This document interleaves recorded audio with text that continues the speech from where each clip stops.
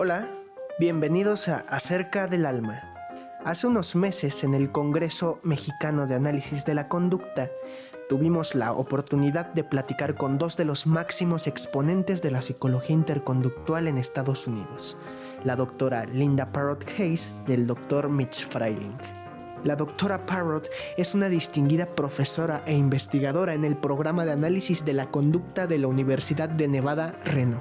Al igual que la doctora, el doctor Mitch Fryling es un distinguido profesor e investigador de la Universidad Estatal de California, Los Ángeles. Este es el primer video del canal. Gracias por dedicarle tiempo. Sin más, los dejamos con la entrevista.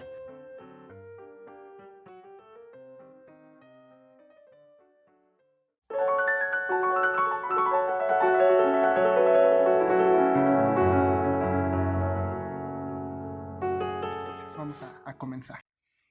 Hi. Hi. We told the followers that you sent some questions, and they are very interesting in know how can we approach to explain some concepts that are very related to mental theory, like imagination, dreams, thinking, memory, all these concepts. How would you say that we can approach to those concepts from interbehaviorism? Well, the problem in dealing with these kinds of concepts historically is that you can't observe them, you don't know what's happening, and you kind of make up explanations for them. We find places in the brain or wherever to account for all these things. And Skinner's didn't help that much by the public-private dichotomy, because the private events were supposedly going on inside the skin in some part. I don't know what part, but anyway, an interbehaviorist takes a position that all psychological events are interactions of the whole organism with the environment. So there can't be any parts going on. You can't say that psychological events are happening because some part is acting. The part is not the issue. It's the whole organism.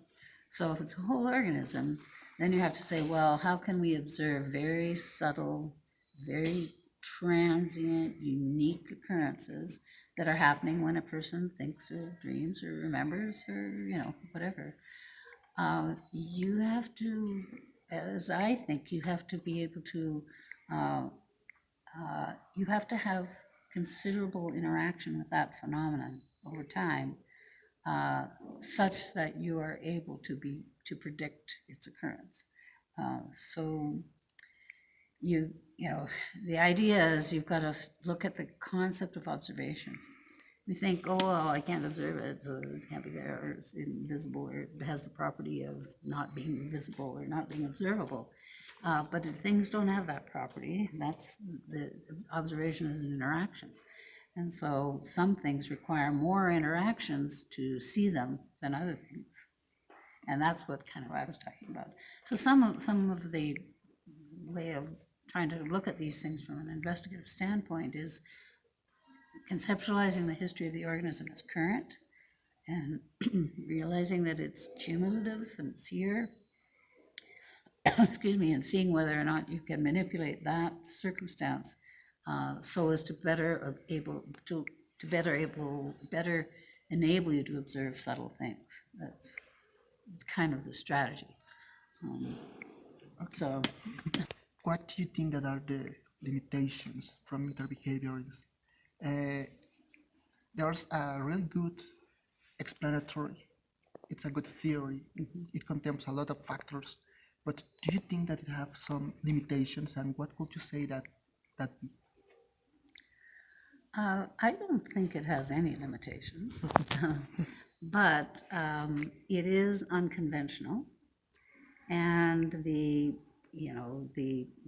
world of the more conventional theories are cause and effect theories, and the idea that that's not how you're going to interpret things limits its dissemination, limits the number of people who are going to adopt it. It's not a problem with interbehaviorism as a philosophy. it's a problem with the conventional world in which you're trying to promote that philosophy.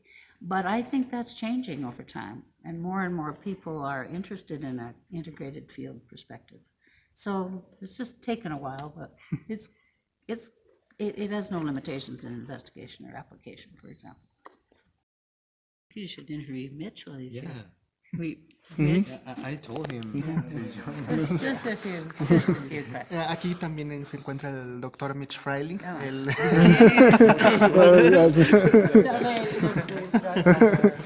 Close by. Whatever you want. He is also one of the great investigators, perdón, uno de los más grandes investigadores que hay. Y en el marco del Congreso Mexicano de Análisis de la Conducta, él está aquí. La doctora Linda lo ha convencido de que nos regale unos cuantos minutos. Thank you very much. I know that You're busy. it's casualty that you be here with us. It's my pleasure. But thank you for sitting with us.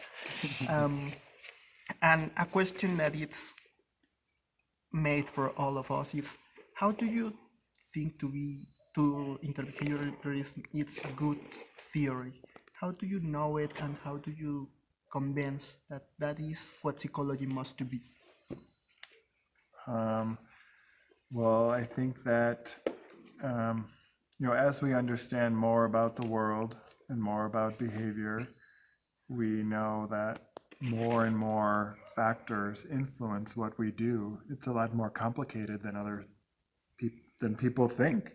And I think that Cantor's ideas are becoming more and more relevant because research has made progress.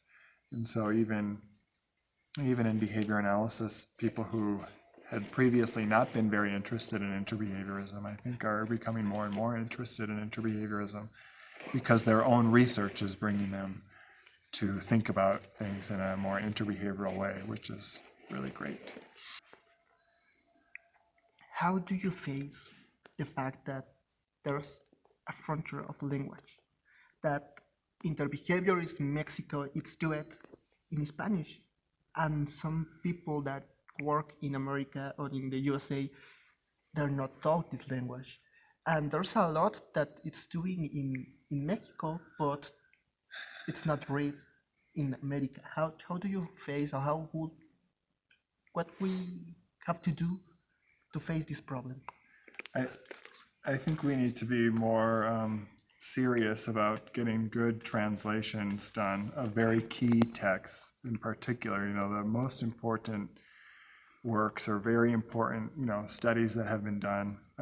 We won't be able to do everything right away, but it would be really good to get some of the most important texts translated so they could be disseminated to everyone in the US. And similarly, some of our work we should try, more specifically to have translated so there could be more of a dialogue. It's always great to come to Mexico and see so many interbehaviorists and wonder, I wish we could read more. So we should work on that. That'd be a good. Well, thank you very much for your time, Dr. Fryling. Thank you. Dr. Hayes, it's a pleasure to have you here in Mexico. We hope that you've been very welcome, that you like the food, that you like the people, that you like the places. Yeah, we do. Yeah. And we hope that you love Mexico as much as we do. Of course. Thank you very much. Thank you. Yeah. Thank you. Espero que hayan disfrutado mucho este video, tanto como nosotros disfrutamos todo el proceso de elaborarlo. Y pues ya únicamente no nos queda sino dar algunos agradecimientos. En primer lugar, obviamente a la doctora Linda Hayes por brindarnos unos minutos de su tiempo cuando pues realmente tenía su agenda muy apretada. También un enorme agradecimiento al doctor que no estaba contemplado que apareciera, pero que nos hizo el favor de aparecer gracias a un poquito de suerte y a que pues le interesó un poco lo que estábamos haciendo, que es al doctor Mitch Fryling. Y por supuesto también un agradecimiento a alguien que estaba estipulado a salir un poquito más en el video, a tener una aparición activa en el video, que por diferentes cuestiones y diferentes ajustes pues tuvimos que cortar. que es a nuestro compañero Osmar.